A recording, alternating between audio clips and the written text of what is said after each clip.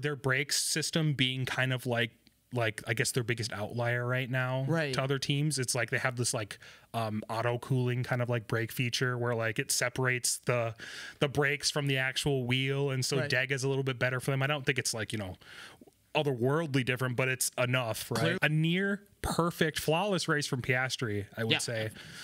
So good. And he just trusted GP, trusted his pit wall, got in the pit, pulled out, and literally wasn't even out of the pit lane before he got on his comms. So I was like, wait, are these hards? Did you guys put hards on my car? Ordinarily, he makes a move like that, and people want to complain about it. He just says, I don't want to talk about it. I mean, I'd say we got growth from him, right? I mean, from like, I mean, the earliest, like, I think the earliest, like, image of him I can paint in my mind is him pushing Ocon after the issue they had on track. Yeah, right. Now he's a dad. He has to, I mean, he's still making crazy moves on track. But, you know, he's a little bit more calm about it. He just doesn't talk. He's going the silent route, which I can respect. I don't care if I don't love all the journalists anyway. A little bit of a more rough race for Hamilton, I think. It seems to be kind of, it seems to be kind of it's becoming a thing. Yeah, I think he's still acclimating to the car. I know I've been seeing a bunch of people talking about like, oh, well, is Hamilton actually washed, or how much time do we need to give Hamilton to learn the car? Get laced up.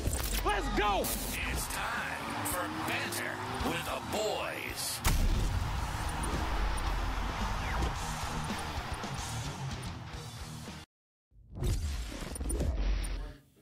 Welcome back to Banter with the Boys Fast Laps. I am Joe. Starting off a little bit differently, we don't have Smeltsy today. Instead, it is just me and our lovely guest / permanent guest / co-host, Mike. Hello. Hi, I'm here again. I'm Welcome, not Smelty. Mike. You're not Smeltsy. No, believe it or not. We're gonna have to. I'm in his chair though. I mean, we're gonna have to kind of, you know, navigate this a little bit differently, right? Wing it. We're winging it a little bit. Yep. It's been a busy day. Smelty's gone. He's incredibly busy with work right now. I think you are incredibly busy with work right now. You almost didn't make it. Yeah. I'm very busy with work too. The outline is barely done, so it's gonna be an off the cuff one a little bit. And of course, as always, Kevin behind the cameras, behind the mics, he's waving. You can't see it, but I promise he is waving. And he's smiling. He's happy to be here. He is happy to be here. He's happy to be here. Oh, he's crying. Without further ado, I think we should get into it. We have a little bit to cover. Yeah, I think so. All right, let's do it.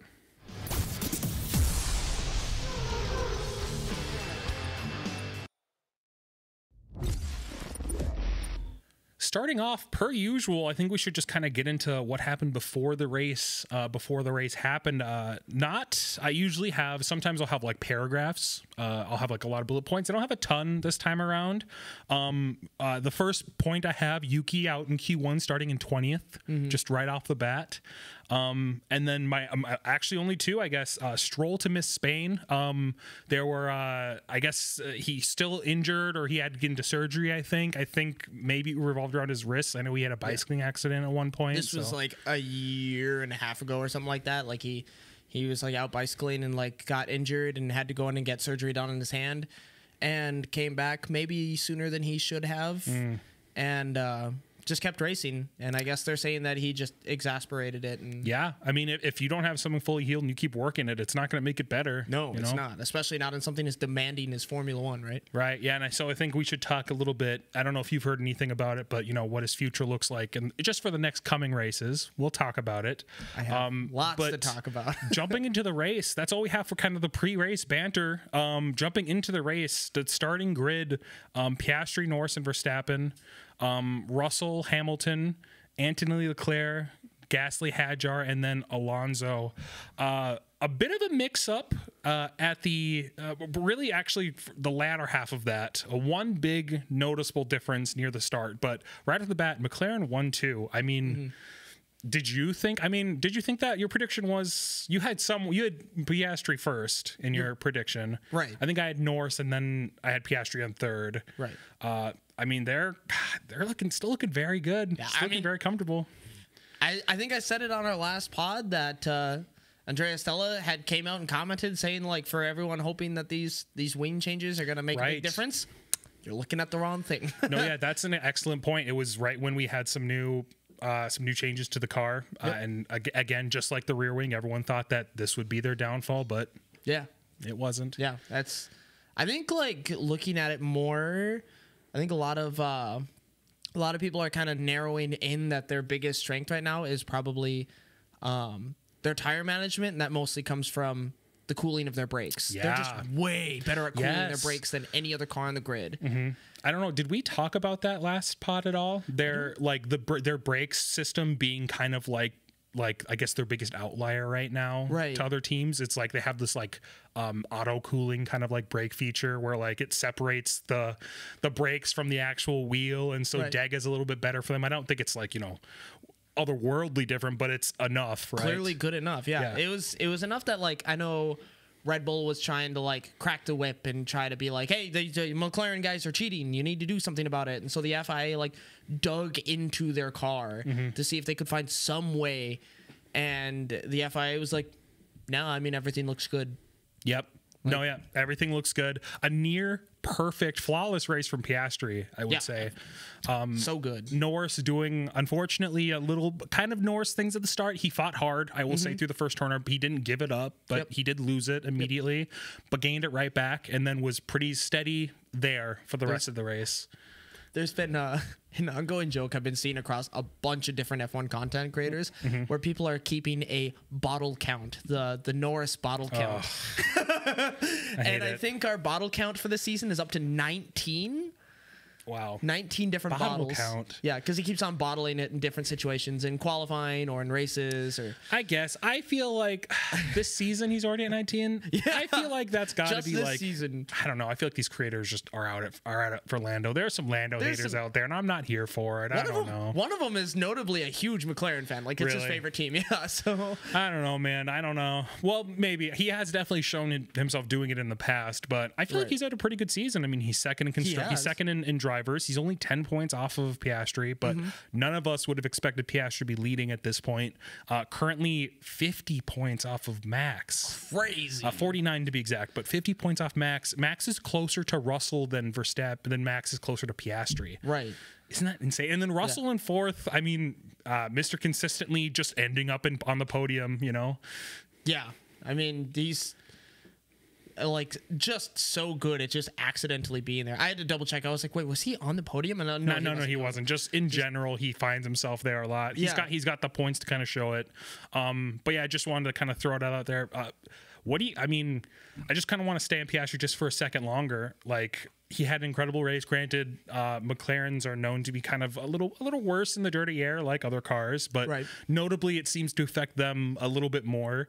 He had clean air, so he stayed in front the entire time. I don't think it was at any point, was it like a max level dominance of being like over like 10 seconds or something crazy, or was he just steadily in front? I think he was just steadily in front. I don't think it was quite that crazy. I don't remember. We're recording this race the week 2 weeks, after, so a little bit later, so I don't remember the race exactly, but I don't think it was quite that dominant. But to be fair, he did get the Max Verstappen treatment that we saw him take off in quarter one and didn't see him until he crossed the finish line. Yep. So I mean, clearly there was that level of dominance that like we didn't need to look at him at all. No. So I mean, yeah, he is just again proving to everybody why, you know, he is a champion in the making. Yeah. Like very possibly this year. Absolutely. I absolutely agree. And I'll kind of keep it on McLaren for a second, and then we'll ease ourselves into probably the biggest thing to come out. I mean, I saw the memes. You probably saw them too. It was like lap 1 and 2, everyone kind of cheering. It was really exciting. Like 2 to, what was it? 2 to like 60. Yeah, 2 to 63 was like, or 2 to 59 was like boring. And then 60 to 64 was like crazy again. It's super crazy. So after that safety car brought out by, I believe, Antonelli, his car just blew up, right? Yep. Just stopped working. On the restart, we saw Piastri kind of. I mean, that's exactly what happened. It's literally like I don't know if you've seen the footage, but literally he was coming up to a corner, and you can hear his car just going near, Yep. And then it just like stopped. Silent. and then you see like Yeah, and like then you a see, cartoon. Yeah, it's like I obviously not fun to see cars retire, but when you see him retire, I love seeing just the internal explosion kind of happen. Right. Like I remember, I think it was Austria one year, Sainz, like you could see his back just explode a bit. Like no like huge like explosion outside, but you could see like the bodywork like kind of fatten out a little bit because the engine just killed itself. So Antonelli went out, safety car came out. On the restart, Piastri kind of backed up the field a little bit. Max had a little bit of a moment there. I guess we'll talk about his pit as well. He pit for new tires, and all he had left were hards. Came out complaining about them. And then we saw the restart, and I guess we can kind of get into Max's downfall. Do you want to just kind of run us through it for a second? Yeah, so he pits for the hards, and even like they called him in for the pit like right when he was coming up to the pit lane. So there was no time for him to say, wait, why are we pitting? What tire are we putting on? What's going on? It was basically just Max, get in the pit now. And he just trusted GP, trusted his pit wall, got in the pit, pulled out, and literally wasn't even out of the pit lane before he got on his comms. And was like, wait, are these hards? Did you guys put hards on my car? And went out and basically just went through the race restart, coming through that final corner into the pit straight. Lost some traction. Fishtailed. I mean, a beautiful recovery. Such a good recovery. He was almost perpendicular. Like so good. Like incredible that he saved that car. He should have spun out. Definitely. But it did just completely open the door for Charles Leclerc behind him to make a charge on him. He did try to defend it. It did look like he might have tapped Charles Leclerc, but it wasn't enough to damage either car. And Charles got the position, so there's no reason to make anything out of it. And then he had to struggle with Russell coming up behind him, and they fought into turn one, where Russell kind of shoved him out, like jetted him off the track. And so he took that runoff that so many drivers were doing at the race. Russell took the runoff, I believe, right? No, Max took the runoff. Max took the runoff to come ahead of Russell. Oh, okay. You're right. And he came ahead of Russell, and because of that, the team got on the radio and said, you need to give that position back. And Max was like, why? I don't need to. And GP said, just give it back. Don't fight it. Just give it back. And Max was just not having it. Already upset that he lost a position because he was on the wrong tires. Upset that he pit to begin with and they put him on hards. And then this happens as well when he was pretty confident that he didn't need to give that position back. So he might have let loose a little bit and crashed into Russell on turn, I think it's 7. Somebody can correct me, but no one's going to correct you here. Yeah, I think it's around that turn, the turn before the kind of the straight that goes into the longer straight, a little uphill. And that was kind of like the biggest question coming out of the race. I mean, like to the viewer, to us, it was like that was intentional. He just rammed him. But kind of in the paddock, how it was looked at, how it had to be looked at, it was just like, was that on purpose? If it was, he should probably get a bit more of a punishment for it versus maybe he thought that he wanted to give the place, but then he didn't, so he made a bad move. So it was like, just like, like what his intention was. And of course, Max beautifully during interviews doesn't give anything away. I don't want to talk about it. Doesn't give a single thing away. So like still kind of up in the air. He does end up with a 10-second penalty. Which kicks him back to 10th. Yep. And I think we were like looking at it just like if he had, he kicks him back to 10th. Yep. Yeah. And what was my comment that I had on it just a second ago? My brain is farting. I do know that after I think it was about a week ago, a little while after the race, a few days after the race, Max did actually come out and make a formal apology on, I think, Instagram. And it was him saying that, that was not professional. I shouldn't have done that. La-di-da. It wasn't the most, the best apology he could have made. It was kind of on the side. Kevin's pulling it up on screen right now for us. I think but it's better than we would have expected out of Max. I didn't take him. I think he took accountability for the issue, for like the error he made. He definitely didn't say that he intentionally did it, and I don't think we got like a crazy apology. We had an exciting strategy and good race in Barcelona till the safety car came out. Our tire choice to the end and some moves after the safety car restart fueled my frustration, leading to a move that was not right and shouldn't have happened. I always give everything out there for the team, and emotions can run high. You win some together, you lose some together. See you in Montreal. So no real apology per se. But he did say that the move he made was a bad move. Right. Didn't say he intentionally tried hurting Russell. Just said that it was not a good move. Yes. Which is really, I mean, that's PR at its finest, right? Yep. Fair enough. And it's good that he addressed it. I mean, he did take accountability for it. He said, I was frustrated and I made a bad move. He did. Which is, like I said, for Max Verstappen, more than he usually gives. Yeah. Like ordinarily, which is nothing. Ordinarily he makes a move like that, and people want to complain about it. He just says, I don't want to talk about it. I mean, I'd say we got growth from him, right? I mean, from like, I mean, the earliest, like, I think the earliest like image of him I can paint in my mind is him pushing Ocon after the issue they had on track. Yeah, right. Now he's a dad. He has to, I mean, he's still making crazy moves on track. But you know, he's a little bit more calm about it. He just doesn't talk. He's going the silent route, which I can respect. I don't care if I don't love all the journalists anyway. And the journalists want to create drama. So yeah, definitely. Before we move on from Max, I just want to kind of ask then. Obviously, he was under pressure on track. Is it getting to him? I feel like we've seen this in the past, where like he gets under pressure and he starts making really aggressive moves. We saw it with Lando last year a good couple times. Right. Like, is it just when he's put in a really bad spot he starts to crumble a little bit? You know, he might have. So I feel like he does have a little bit of that rage, and it's gamer rage. It is gamer rage. It is literally gamer rage. I was listening to a different podcast earlier, who literally one of the people in the podcast was saying that they say that move on George Russell is literally something you see out of a sim racing game. Yeah. And they're like, probably because Max is a sim racer. He did what he would have done in a sim racing game and crashed into him. He did what Max sometimes does do in a sim racing game. Yeah. We've seen him do it. Like, I've seen the streams. Like, so, yeah, I mean, it was probably just a lapse of judgment. He got angry and, you know, I've seen some people, and I'm kind of, I assume I know what your take on this is going to be, but I've seen some people on like Reddit and Twitter and Instagram and stuff like that who've made some comments saying that Max's reaction and the way he acted doing that to Russell is a champion mindset. And they're recalling it to like say like, look at Michael Schumacher or Ayrton Senna or Niki Lauda. These were drivers that would always shunt other drivers off the track and push drivers off and and make these super aggressive moves. And these guys are champions. Yeah, I mean, you don't have to let that define a champion. Yeah, right.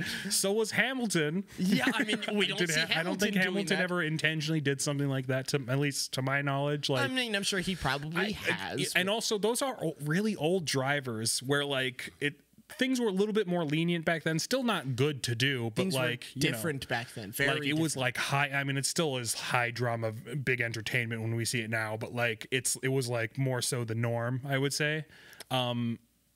It was more dangerous back then. It was more dangerous. There's more a point of safety nowadays. Oh, and yeah, doing something definitely. like what Max did is very It's unsafe. like, yeah, if it ever came out that was 100% intentional, and I don't think they'll look into it because I don't think anyone wants this to happen, he would get bans like straight up. Straight up, yeah. I mean, I think Rosberg was the one who was calling for a black flag on him. Oh, right? yeah. Like a commentator. He was sitting here, he goes, he needs to be DQ'd for that. We need black flag him. That is unacceptable. Yep. Instead, demoted to P10, 1 point, and enough points on his license that one more and he gets a race ban. Yes, sir. Which is and exciting. if that happens, I mean, do they bring Liam back up? Do they try Hadjar out? Can they even do that, or do they get a reserve driver in? Red Bull actually has already commented saying the fact that to address like fans wondering, they say that they've stated the fact that they are likely going to bring Hadjar up to the new car. At that point, they've got the chance to benchmark to Yuki. Yeah. And then they get to have a benchmark to Yuki and Hadjar both in the Red Bull. Yuki should be scared of that moment. Yuki should be scared of that moment because if Hadjar comes in and really lights it up in the Red Bull, they don't have a real reason to keep him around. I agree. Yeah. Like, put him back in the V carb, and then you got Hajar. I absolutely agree with you. So, right. Ferrari. I mean, P3 for Leclerc. Is that his best? No, he got P2 in Monaco, P2 in right? Monaco, yeah. So obviously wanting to get higher up there, but Back-to-back podiums, which is the best we've seen Ferrari all year so far. Hamilton not super far behind in 6th, picking up that extra place once Max got demoted, which is nice. A little bit of a more rough race for Hamilton, I think. It seems to be struggling. it seems to be kind of it's becoming a thing. Yeah, I think he's still acclimating to the car. I know I've been seeing a bunch of people talking about like, oh, well, is Hamilton actually washed, or how much time do we need to give Hamilton to learn the car?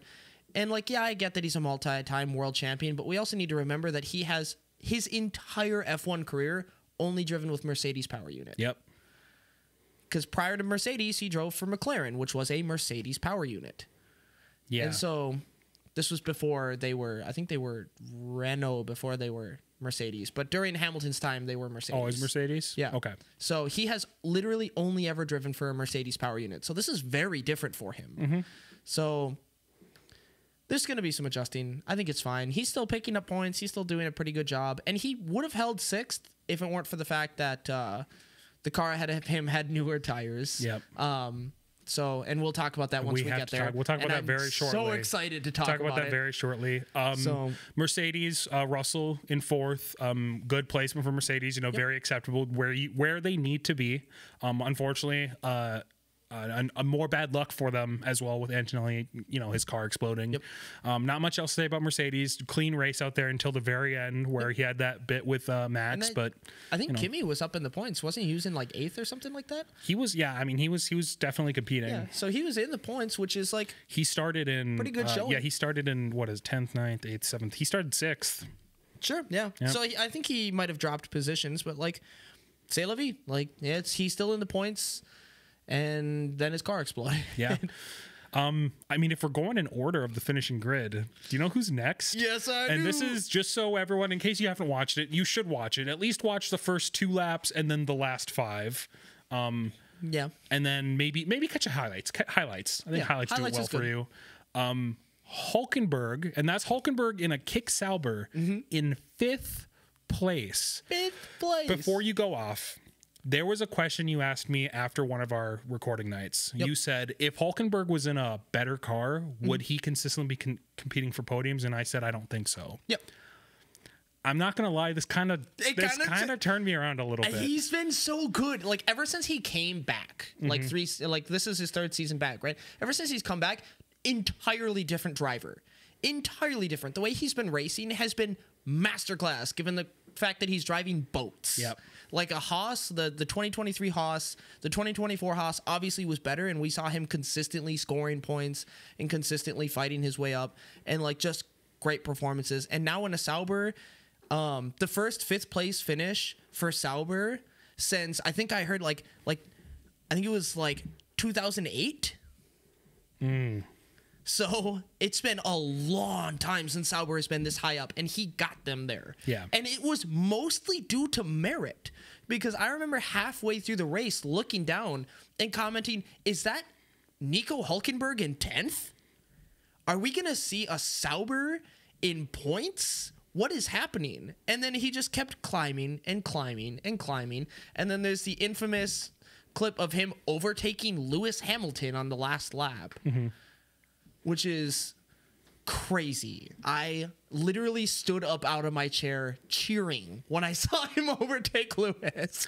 Yeah. I was so excited. I watched it late because I was out of town, but I was on voice chat with you, and there was just a moment where I was like, Hulkenberg, because I don't think I was watching him the whole race, but like he was slowly just making his way. all of a sudden you're like, wait, is that? And he started 15th. Yeah. It was a 15 crazy drive. It was an insane drive. And yet somehow he didn't get driver of the day. No, Max did, and then Max got demoted to 10th. Which is hilarious. Which was like it's funny because I think if he didn't have that penalty, I probably would have understood more. But like, voting was so late and the crash was so late. To everyone, yeah. Well, by the time voting had ended, by the time No, voting ends on like the last, like at the last lap. Did it? It does, yeah. But like it was like, I mean, most votes are in at that point. Yeah. He would need like a whole another country to start voting. I was talking to our mutual friend about this, and like him and I were talking about it, and he's like, "Oh, well, you know, Max was having a great race though up to that point," and I was like, "Yeah, but Max didn't drive 15th to 6th." Which then obviously Nico got promoted to 5th because of Max's penalty, but still. That's still 6th. I would be just as astonished at 6th. Yeah. In a Sauber. That's crazy. In a Sauber. Yeah, it's a insane race for Hulkenberg and Sauber. It puts them, I mean, still not high. It puts them in 8th, but they're level with Aston Martin. They're above Alpine, and they're 10 points from Haas right now. Like, right. I mean, more points they had last year, right? And the year before, I think. I think together. Yeah. So before I kind of so I mean, like, anything else just from his race that you want to kind of call out? Other quick thing that I did want to talk about from Sauber. Yeah. So this race, or actually I think it was the race before. I think they might have brought it to Monaco, but since coming to Europe, Kick Sauber brought a huge upgrade package. I wanted to talk about this too. Yeah. And they upgraded the heck out of their car, and now we're seeing the fruits of their labor. And I'm really curious if you think that this is going to be something that we're seeing more consistently going forward, if maybe the Sauber is picking up more points, or if this is just a one-time fluke. Obviously, 5th is probably a fluke. Yeah, I don't think I'm going to see him. 10th? I don't think we're going to see him get into 5th again. But Bortoleto in 12th. Oh my gosh, Bortoleto in 12th. There's a lot of L's. Yeah.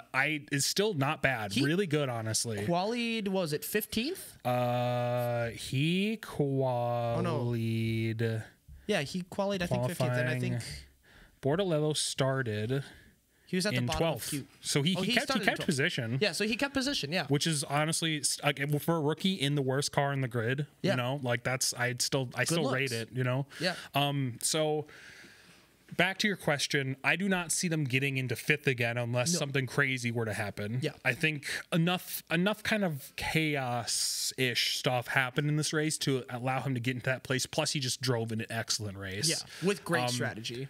I do expect them with this upgrade, or at least I hope that they start fighting for the last point position. Yes. That's all I can really ask from them at this point, is that 1 point.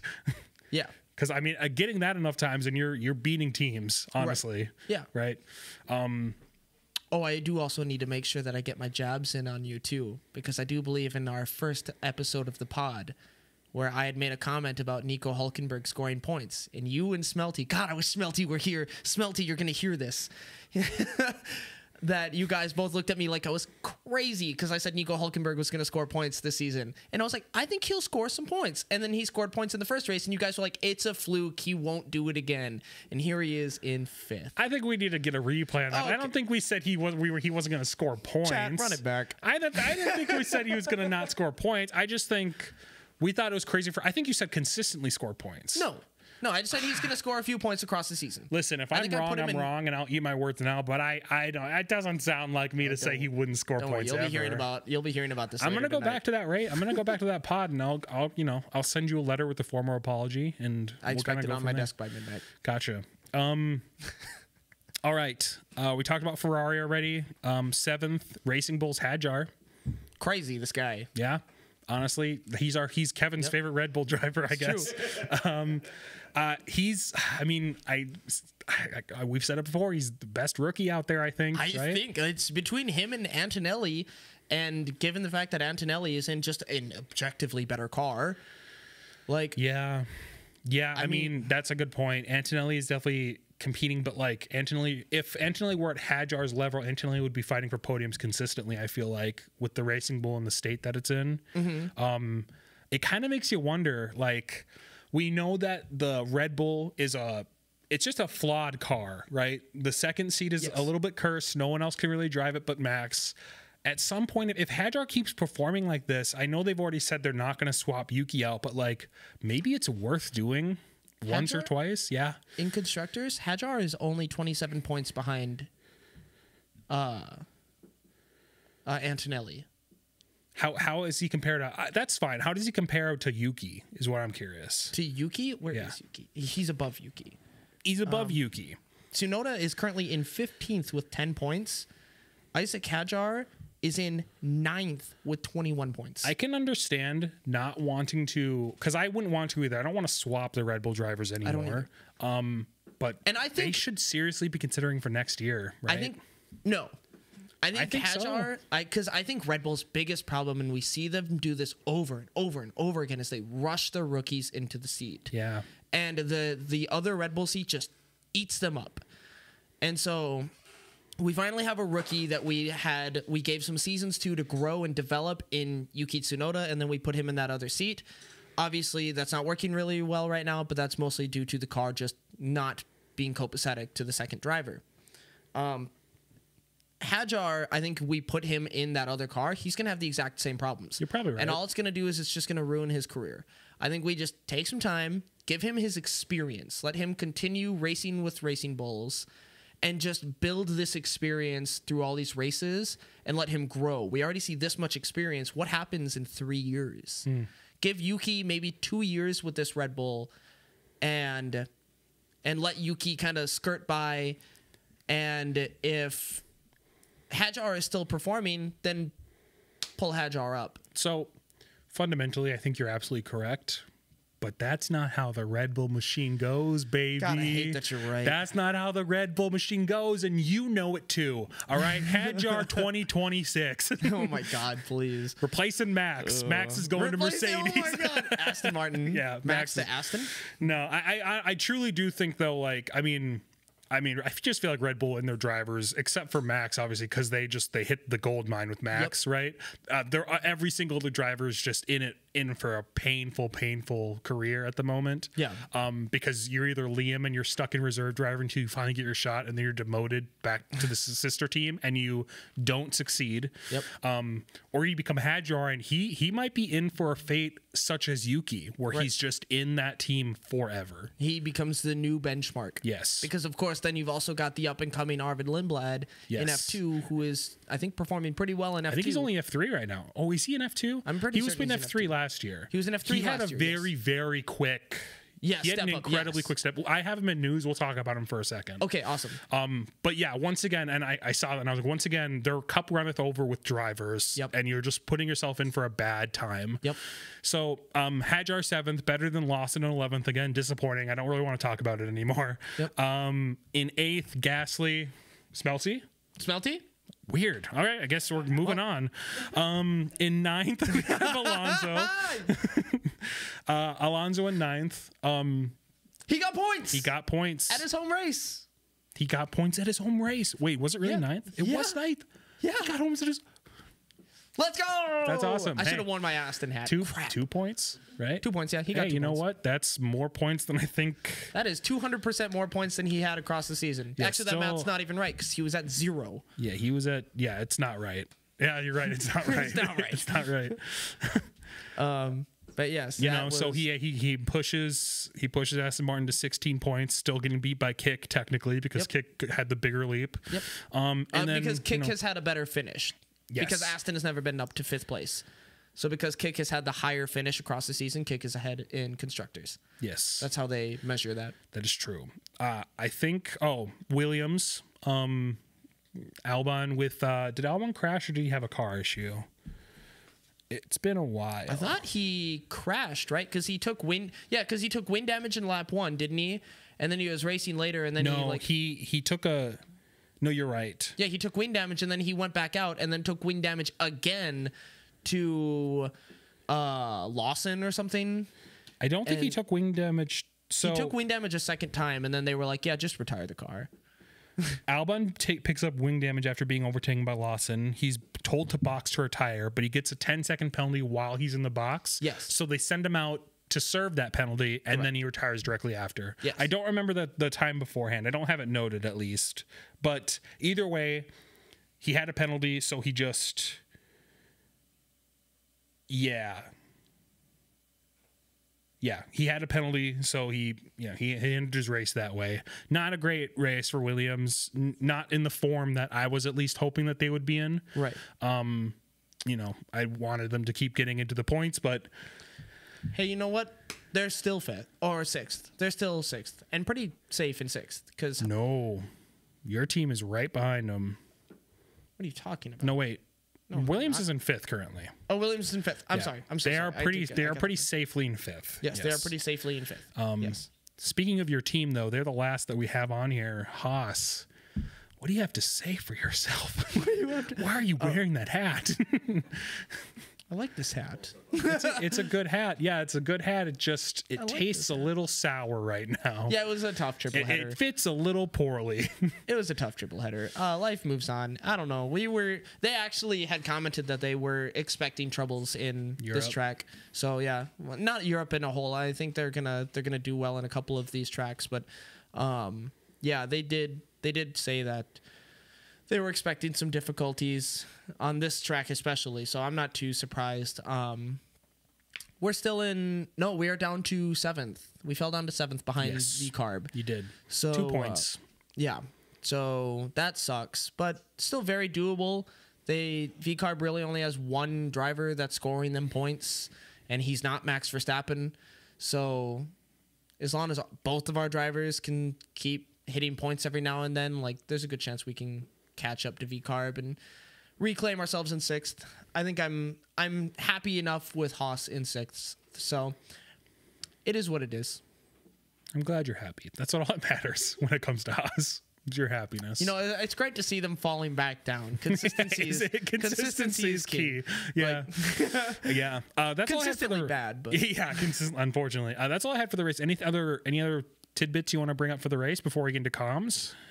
No, I think we can just go jump into comms. Let's jump into comms. Do you have any you want to call out? I have 4. I actually think that I had one. You did have one. Yeah. I usually don't keep track of comms. That's what, I do. Ever since we started this, I've started keeping track of them because I love them. They're just really good this year. I'm sure they've always been good. So it was the comment between Max and GP when... Yes. Yeah. So Max, driving out of the pit, said, now, what the expletive are these tires? And GP came back and said, so these are hards, Max. That's good. And I love how sassy GP is. Yep. He is so freaking funny. Yeah, there was just I remember the point, I think it was like before last year, where he was his race engineer, and he was very calm and collected, and last year he was like, I'm not putting up with anything. Yeah, I'm done getting bullied. Yeah, it's like during the winter they just had like a really like a bro like connection, like a bro moment, and he's like, I'm just gonna say my mind. Or maybe Max was like, yeah, just say your mind on the radio, I can take it. They probably got like really drunk together. Maybe. We're just making like fiction fiction stories.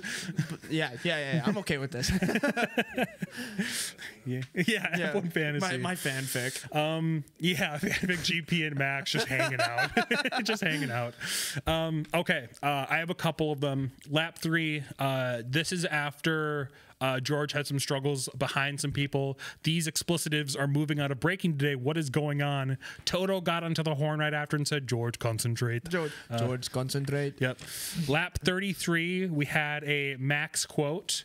This was in reference to a quote he said last weekend. Oh, yes, the weekend beforehand, rather. Max, it's again like I have no clutch while upshifting. GP responds, 1973. Max, yeah, maybe 74 now.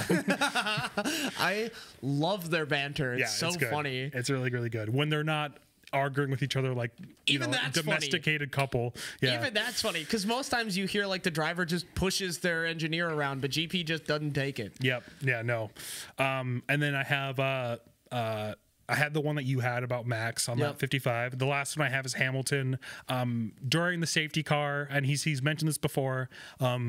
In reference to the safety car, they do love wasting laps, waiting for it to end. That was pretty funny. Yeah, I've seen him a couple times get a little irritated with the safety car staying out too long. Speaking, you jogged my brain since you brought up Lewis. Did you see the post-race interviews at all? I watched a couple for the Max incident. Right, of course. I did not watch the others though. Okay, so Lewis went up they're like right after the race, they're just standing right outside the pit, whatever, and they talk to a commentator, share a few words, and then they go on their way, right? Yeah. They went and talked to Lewis, and they tried talking to him, and I think that was the coldest, least interested, just very clearly. He was dejected. I do remember this now. And like just kind of upset. Yep. And he was like, yeah, I don't want to talk about it. Yep. Goodbye. He was like, yeah, what do you want to say? I'm not, it wasn't a good race. I'm not in a good mood. That's it. Yeah. I was like, it was a bad day. Like, I was like, wow. I mean, yeah. I mean, I would probably be a little upset too if I got overtaken by a Sauber, but yeah. Finishing sixth, yeah. I mean, if you're Lewis Hamilton, I guess sixth really is never good enough. No. Fifth isn't good enough. Fourth isn't good enough. especially with all of the pressure on him from like moving to Ferrari and like, yeah. Yep. So yeah, I just saw that. I thought that was interesting. I was gonna bring that up too because I was like, man, what is going on with Lewis? He's got a little bit of an attitude right now. Yeah. I think that's all we had for the Spain. It's a hard track to overtake on, but I love it. I'm really happy they're not replacing it next year. Same. That is confirmed now. We do have Barcelona coming back next year. Yes, we have Spain next year. I do have the calendar on our news segment, which is coming up next. We will talk about it. Right. But very happy that we keep Spain. I think I mentioned this before on the game. Probably the best track for me, at least. I love Spain. Spain. So happy to see that's coming back. Hopefully we'll get a bit more, or we'll get the same level at least of excitement that we got this year. Yeah. Maybe spread out a little bit during the race, but I overall can't complain, especially after Monaco. Can't complain. I don't know. I felt like the race overall was enjoying. I enjoyed it. Yeah. Yeah. It was my favorite out of the triple header, I think so. Yeah. I would agree. All right. With that, Kev, let's get into news.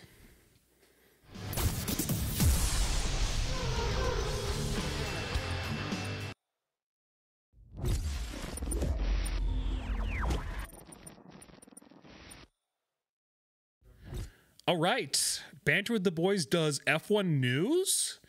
I don't know. Well, we're getting into news now. That was my Ron Burgundy. I'm Ron Burgundy. I'm Ron Burgundy. First little tidbit here. I have, this is your words, maybe Canada. And I think that's what kind of got me on this little question mark thing. News? Yeah. That's funny. Yeah. So, and I think you were hearing some similar stuff. So, there is a very real possibility that we might not even be racing in Canada this weekend. There are a lot of wildfires going on in the Montreal area, and it is getting really close to Montreal to the point that it is reducing visibility and air quality. I saw photos of the track. It's already there. Yeah. It's pretty bad. And in fact, the Montreal area is currently listed as the worst air quality in the world. And so there's concerns about safety for the drivers and the pit crew, as well as with visibility and just how well it's going to show on TV if like everything is smoky and hazy. Yeah. How good is it going to look? Is it even worth it? And then there's all the particulates in the air from everything burning around them that could potentially damage the vehicles, these vehicles that are so sensitive in dirty air. And now everything is dirty air. Yep. So, yeah, I don't know. It's interesting. Really good weather. It's obviously, it's not good. It's really bad. It's really bad. Yeah. Obviously, it's horrible. We get affected by it. We don't. Obviously, we're not crushed. We're not devastated by it, but we see the smoke. We're local Minnesotans, so we see the smoke climb down from Canada quite often. Yep. It would, what I was trying to say was like would make really good photos when they're at the track, but you're right, it might not make good racing. I'm just imagining poorly cropped pictures of Lewis Hamilton passing Max with fire behind him. See, I imagine different. I'm imagining it's just like a slate of like, or either a wall of smoke, and then a McClaren just drives through it. Yeah, it looks sick, but yeah, probably dangerous. So we should hear soon if it's canceled. I mean, I haven't seen anything official, right? So far, we're business as usual. Yep. So, speaking of Canada, our Canadian Stroll has not been confirmed that he will be there. Has not confirmed that he will not yet. If he's not, who takes over for him? Yeah. So, Dale Pourchaire is driving in Le Mans. He has stated the fact that he will not. That's happening the same weekend. Yep, same weekend. Yep, and Dale Pourchaire will be racing in Le Mans, so he will not be available as their reserve driver. So their other option, Valtteri Bottas, is accessible to every Mercedes Works team as a reserve driver. I'd love to see him get back on track. We could get to see Valtteri Bottas. I want to see him get back on track and score the most points Aston Martin has seen this year. There has been some rumblings that Lance could just be coming back. Oh, yeah, totally. And I think that's a bad idea. Not just for, like as a Lance hater. Lance is worried if they put in a reserve driver in his place, they're just going to keep the reserve driver. No, not Lance, but I think Aston is probably a little concerned about the optics of what happens if they do replace Lance for a race and reserve driver turns out to do really, really good. He puts himself in 5th. And then what happens? Then how are they going to fight off all of the people who are trying to claim that Lance needs to get out and that he's holding the team back? I mean, in my opinion, they're fighting that all the time already. I don't think it's going to matter. It's not going to change anything. They don't address it ever, right? I mean, yes, but they don't, we as viewers and fans don't have benchmarks that we can directly take because we can only trust their benchmarks that they give us from their data. But if we see Valtteri Bottas get in that car and put up fast laps and really, really send it, then I mean, at that point, you should be more worried for Alonso, probably. No, I don't think so. I mean, Stroll is the, he's the owner of the team, right? Yes. So, and he is still the major owner, but he doesn't have as much authority as he used to between Adrian Newey being a partial owner as well as the team being partially bought out by Saudi. So Saudi's got a pretty large stake in the team now as well. And so a lot of Lawrence's power that he has over the team is waning. And so it's waning, but I mean, I don't think Stroll's going anywhere. I don't either. I think it's heavy. It's probably heavy in Lawrence's contract that my son drives this car until he doesn't want to. Right. Yeah. I think my other big thing is I think they shouldn't put him in, not because I don't want Lance there. Because he should recover. But yeah, it's because he should recover. Yep. Lawrence, you watch our show. I know you do. It's his favorite show. It's his favorite show, obviously. Just give your son the time to heal. As a father, you should want your son to heal.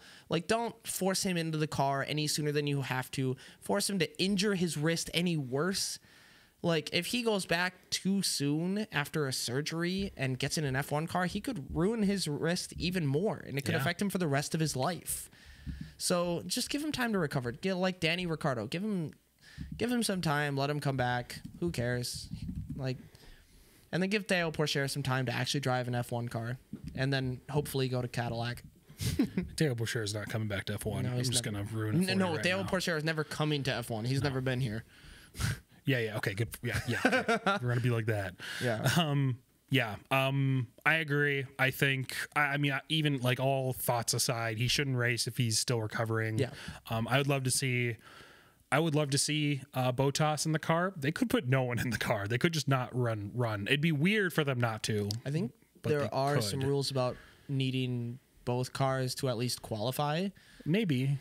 Well, it's a race. You have to qualify to race. I don't think you have to have the car in. I don't know. We'd have to look into that. I thought they had some rule about that. Maybe we could look into it. Something from back a long time ago that they made.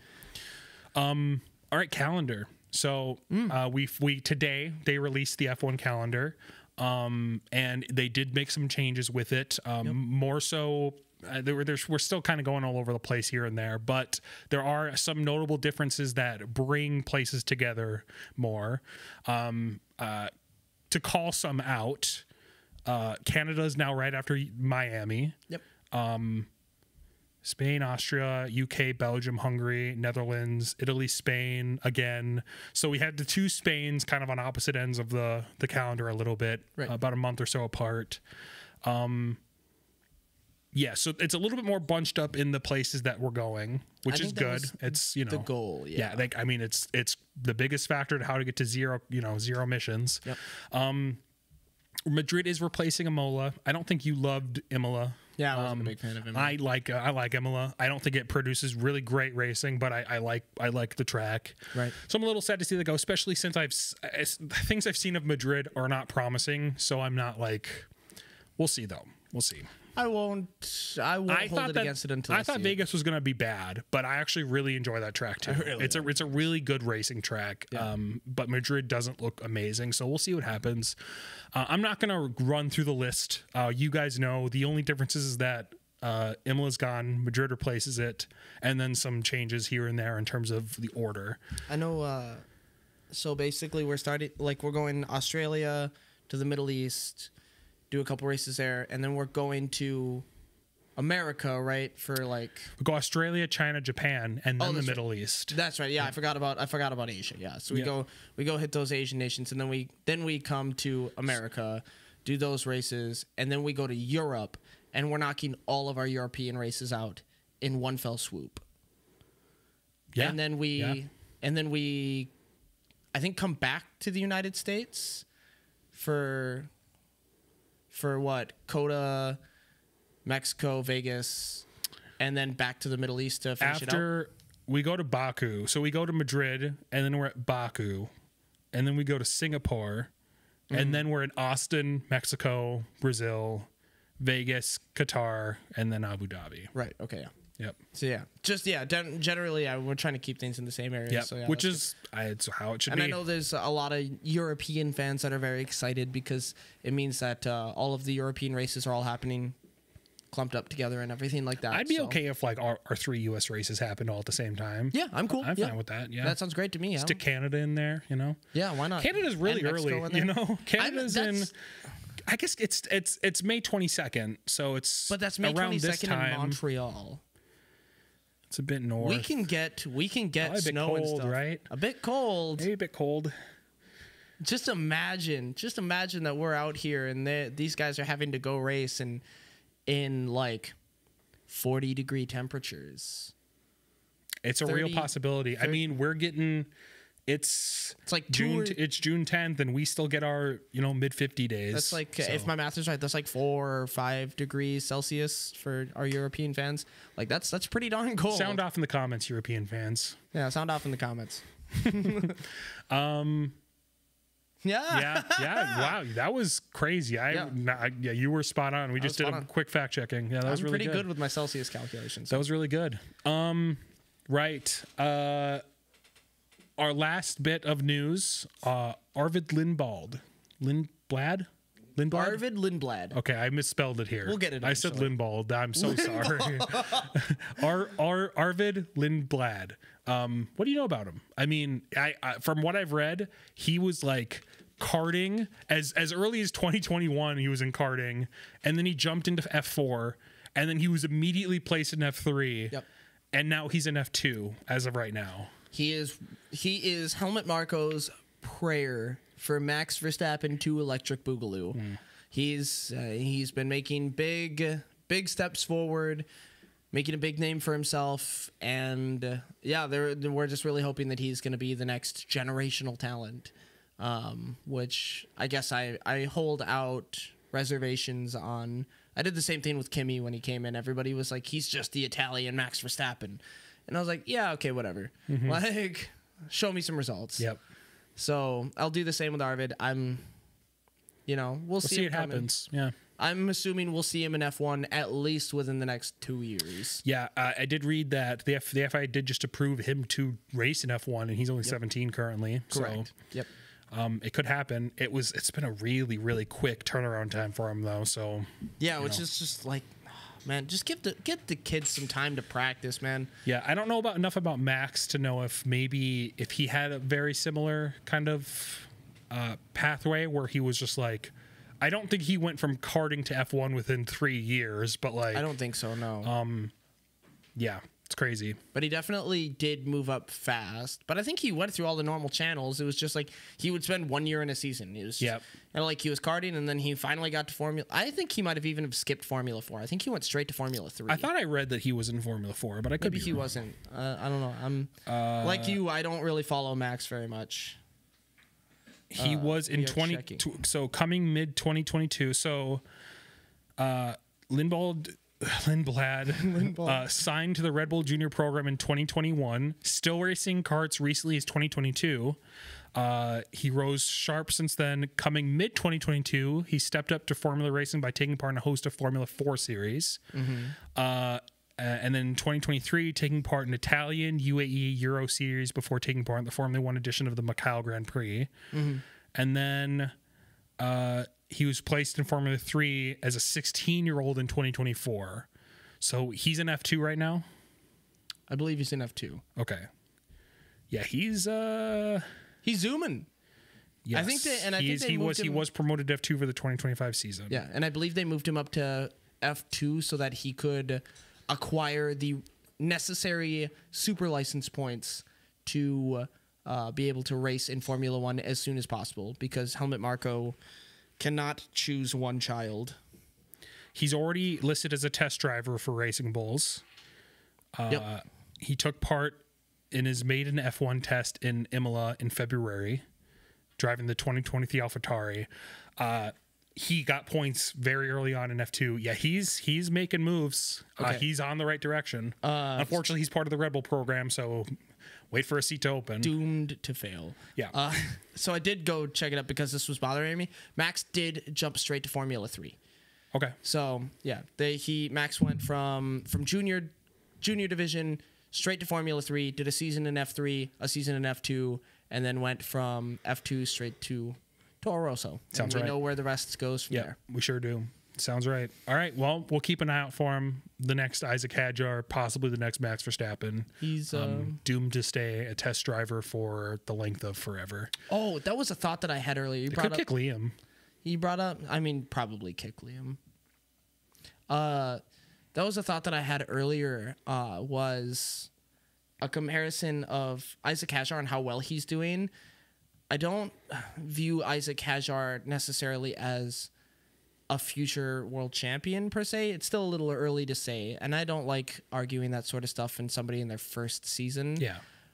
But the way he holds himself and the way that he races, the closest analogy I see to him as a driver is I could see Hadjar be the next Lando Norris. A driver that's really, really good, but maybe not quite at that same top echelon, I think. Sure. As somebody like a Lewis Hamilton, Max Verstappen, Fernando Alonso. Yeah, that's fair. So just like a very, very talented driver, and like good chance we see him winning races in 5 years. I hope so. That'd be nice. Yeah. So I didn't know if you had any disputes on that or not, if you feel the same, but I don't see him yet. I agree. It's interesting. I was thinking about it. I was like, I don't really even see Piastri as like a WDC. Like I've never seen him that way, but I do now. I 100% do now. It's still, I still see Norris more of one than Piastri, but I know Piastri is more, I think Piastri is in more of a place to win it. I think Piastri will win it, actually. I agree. Yeah. I think because the whole reason this came up was because of like, it was after the whole like champion mindset with Max thing. And I was thinking about it where I was like, I feel like Lando's biggest struggle he has, because Lando has incredible racecraft, right? But I think Lando's biggest problem is his mindset. Lando struggles with his head too much. He just gets under his own skin too much and things like that, and that really gets in his way. And like when he isn't getting under his own skin and he isn't getting in his own head, just phenomenal racing from the guy, just top tier racing. But that's something that he's still trying to get over, is that mindset problem that you don't see out of Oscar. Oscar just gets out and just gets to work. Mm-hmm. Like people make jokes that he's a robot, and like he is. Yeah, I like that about him, though. To be fair, I do too. I love Oscar. Yeah. Like, so I don't know. I see that, and I'm like, I see Oscar as more of a world champion now than I do Lando, which feels really bad to say. Yeah. Well, he deserves it. Well, I'm certainly hoping to see them continue their rise. Mm-hmm. I think that does it for news, though. I think we should get into our preview.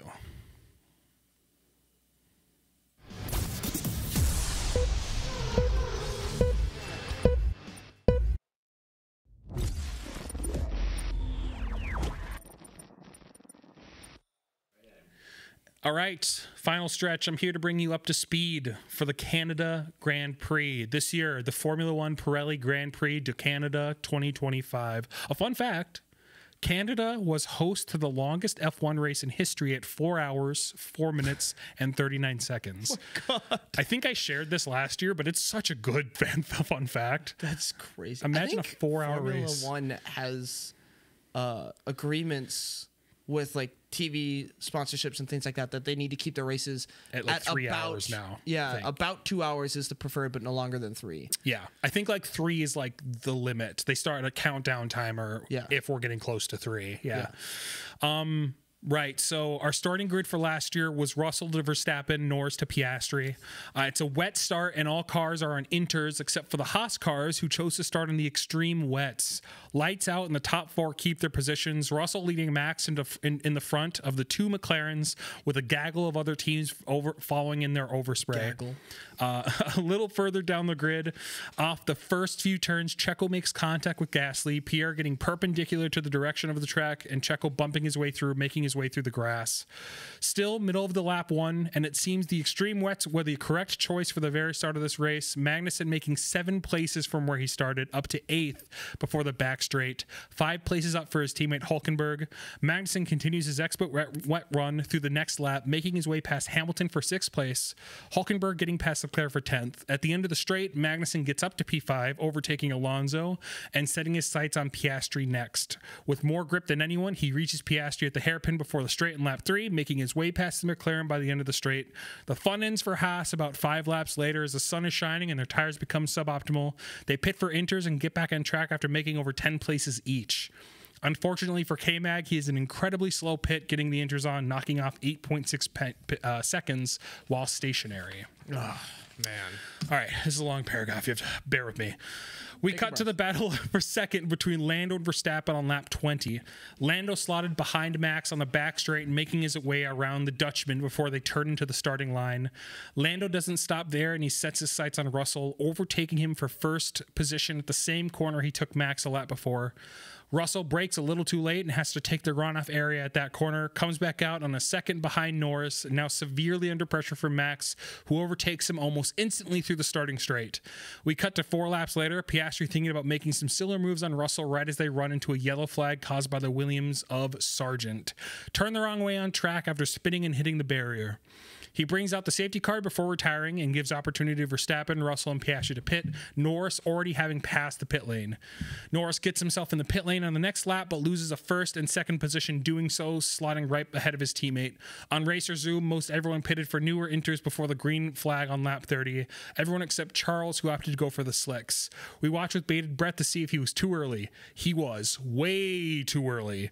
Already in 19th, he starts falling further behind, and he ends up retiring at some point between 30 and 45. On lap 45, we watch as the last 3 cars on inters, Verstappen, Russell, and Norris, in a 1-2-3, go for their pit strategies. Verstappen and Russell box at the end of the straight, but Norris decides to hold out for 1 lap longer, hoping to get the overcut in the 2 ahead. At the end of this lap, he pits, and while coming out of the pits, he slips a little bit on his mediums and unfortunately gets beaten out on the undercut by Verstappen. If it were just a little bit drier and his tires were a little bit warmer, Norris sort of perfected the overcut. 49, Lando has a lockup at the hairpin before the straight, giving Russell an opportunity to overtake in the straight, which he makes. Only 2 laps later, Russell has a moment in the S's mid-track, giving Lando advantage, who takes second position back. Perez brings out the yellow flag a lap or two later after destroying his back wing, limping his way back to the pit. This is when he limped his way back to the pit, got a penalty, came out a couple laps later to serve that penalty, and then went back into the garage. Yeah. I hated that. I hated that they were able to do that, but besides the point. Yep. Limping his way back to the pit just as Sainz loses grip on the same corner as Perez, and he spins, collecting Albon by bashing into his back right.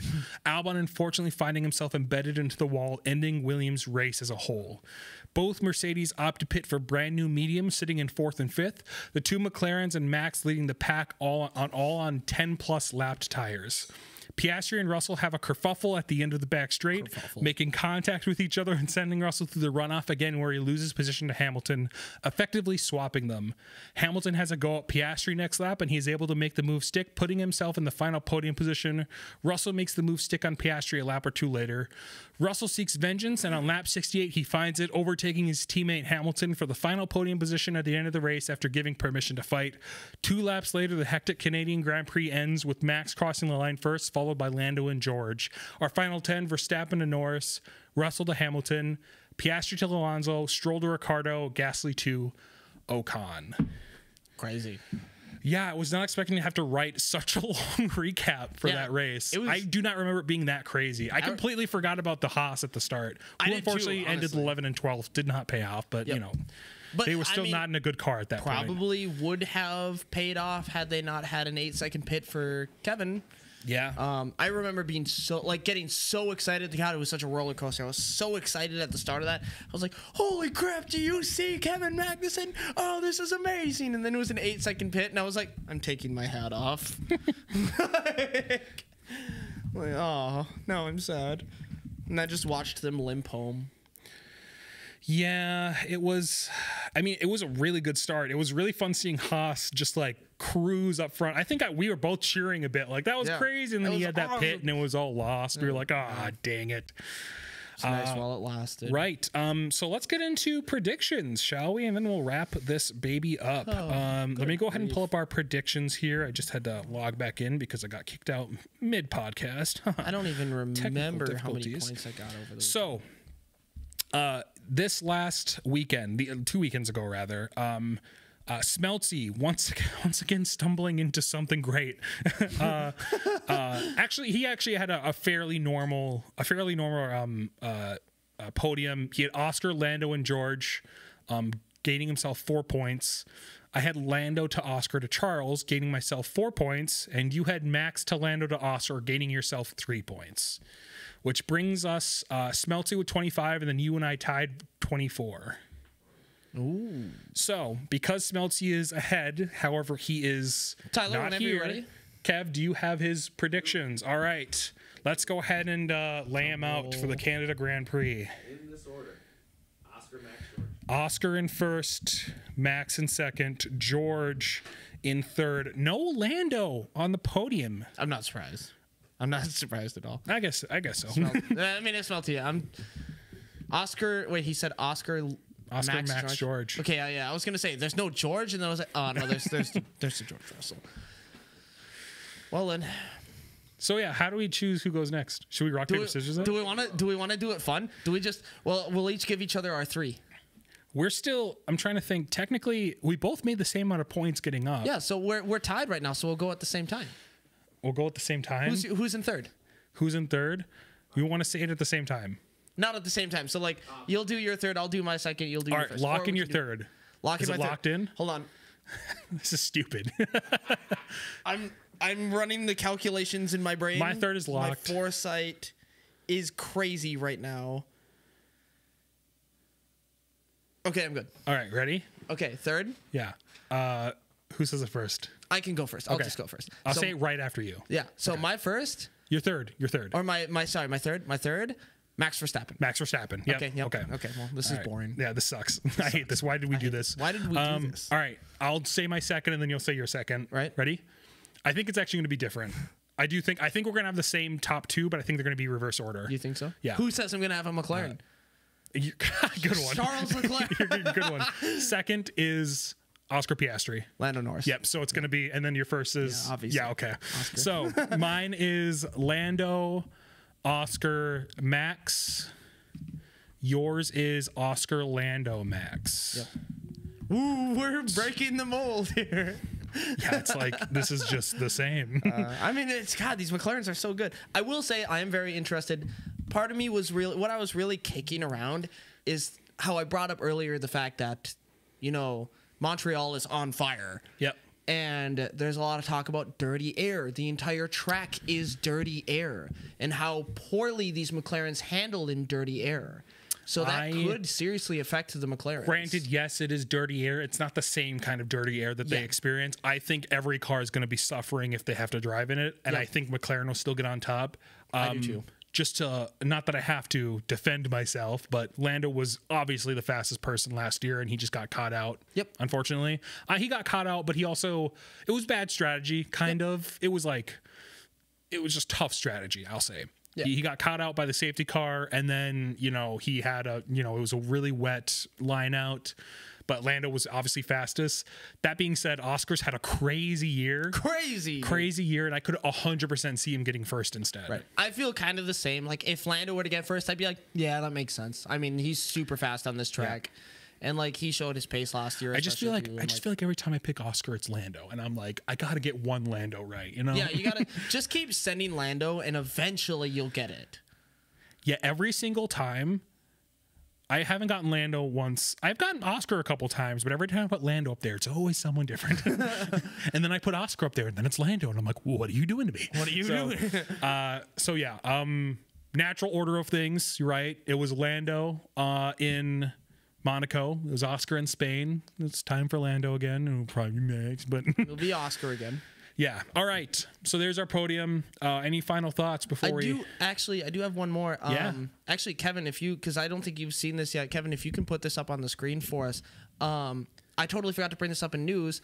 It's Haas's 200th race. 200th race. And they've got a special livery. Do they really? Yeah, and it's a throwback to their first livery, which is so good. Just go to there should be images. the F1 website is. Oh yeah, that's perfect. Yeah. So that is going to be their special livery. They're going back to their original livery and their original style. Oh yeah, and it is good. It looks so that's good. The big Haas on the side. Yeah, that's and, like, very good. The coloring around the letters and everything. They've got their italicized numbers on the cars and the colors are the same. The silver, black, and kind of like that red orange kind of color. Yeah, I'm into it. Oh man, I'm very much into it. I really like Haas's livery now, but I do love when they all mix it up a little bit. I do too, and it's really nice to see this livery come back, reminiscent of their first ever race. They should have done that. What was that energy drink? Should have brought that livery back, the black and gold, and it was a good look. They kept the livery for a while.